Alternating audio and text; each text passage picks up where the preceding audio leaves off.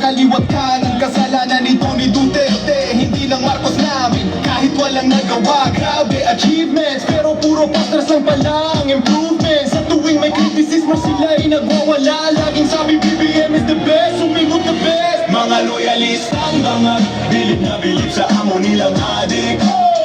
Mga loyalistang bangag, may mata pero bulag sa katotohanan.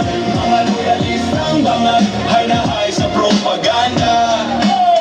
Mga loyalistang bangag, may sariling mundo kasama bangag nilang president. Sabi nila, he's not a weak leader, super strong, pero halos lahat ng kabinet mas sumaas ng boss. Pag may kontrobersya, relax, orchestrated dito. Pero bakit parang pamilyar ang modus na to? Krimen tumataas, hindi totoo yan. Korupsyon kaliwat kanan, hindi namin nakikita, fake news yan. Parang teleserye na hindi matapos-tapos, pero hay na hay pa rin to kahit talo sa ratings. Mga loyalistang bangag, bilib na bilib sa amo nilang adik.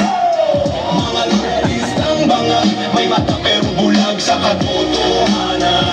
Mga loyalistang bangag, hay na hay sa propaganda. Mga loyalistang bangag, may sariling mundo kasama bangag nilang president. Scroll lang ng scroll, parang walang hanggan. Share ng share kahit mali ang laman. New golden era, kahit dilim ang nakikita, may filter kasi ang mundo nila. Hashtag dito, hashtag doon, pero bakit wala pa rin pagbabago ngayon?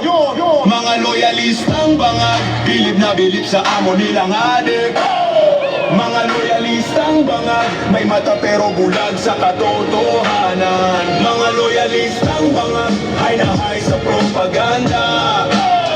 Mga loyalistang bangag, may sariling mundo kasama bangag nilang presidente. Kung may kilala kang ganito, huwag ka nang magulat. Sa social media sila nagkakalat, pero sa dulo iisa lang ang mensahe ng awit na rito. Magising na sana sila, mamulat sana ang kanilang mga mata. Huwag puro bangag, sana'y lumiwanag din, para naman may pag-asa pa ang Pilipinas natin. Mga loyalistang bangag, bilib na bilib sa amo nilang adik. Mga loyalistang bangag, may mata pero bulag sa katotohanan.